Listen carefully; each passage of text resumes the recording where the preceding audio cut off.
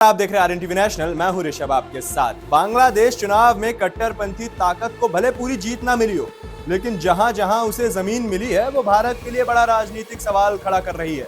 Chicken neck यानी Siliguri corridor के ठीक सामने रंगपुर और पश्चिम बंगाल के 24 परगना से सटा खुलना, यहीं पर मजबूत हुई है बांग्लादेश जमात-ए-इस्लामी। सवाल ये है, क्या सीमाओं के पास बढ़ती ये सियासी ताकत भारत की सुरक्षा के लिए नया सिरदर्द बन सकती है? देखिए हमारी एक खास रिपोर्ट। 299 सीटों वाली बांग्लादेश संसद के चुनाव में बांग्लादेश नेशनलिस्ट पार्टी को स्पष्ट बढ़त मिली है। राष्ट्रीय स्तर पर जमात को बड़ी नाकामयाबी नहीं मिली, लेकिन असली कहानी सीटों की कुल संख्या नहीं बल्कि उनका भूगोल है।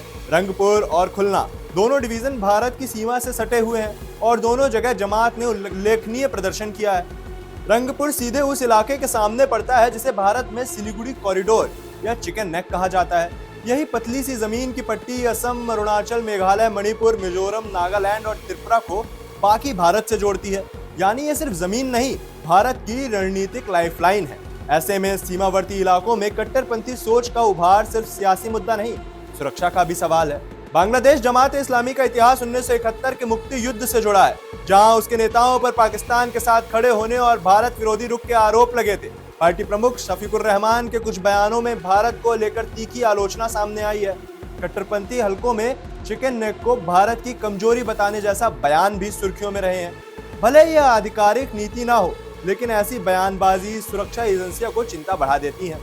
खुलना और 24 परगना की टेंशन। खुलना डिवीजन पश्चिम बंगाल के दक्षिणी हिस्से में आता है, खासकर 24 परगना से सटा है। यह इलाका पहले भी अवैध घुसपैठ, तस्करी और कट्टरपंथी नेटवर्क को लेकर संवेदनशील रहा है। अगर यहाँ जमात को राजनीतिक जमीन मिलती है तो स्थानीय स्तर पर उसका प्रभाव बढ़ सकता है, चाहे वो सामाजिक संगठनों में हो या प्रशासनिक ढांचे पर।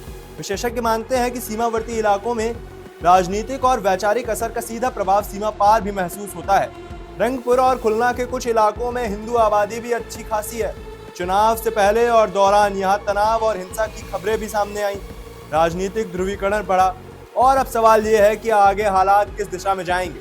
तो तस्वीर साफ है, जमात राष्ट्रीय स्तर पर भले सीमित रह गई हो, लेकिन सीमा के पास उसकी मौजूदगी भारत के लिए एक चेतावनी है। ये सिर्फ चुनावी आंकड़े नहीं, ये भूगोल, विचारधारा और सुरक्षा का त्रिकोण है। भारत और बांग्लादेश के रिश्ते पिछले वर्षों में बेहतर हुए हैं, लेकिन सीमाओं के पास उठती हर सियासी लहर नई सतर्कता की मांग करती है। फिलहाल इस रिपोर्ट में इतना ही।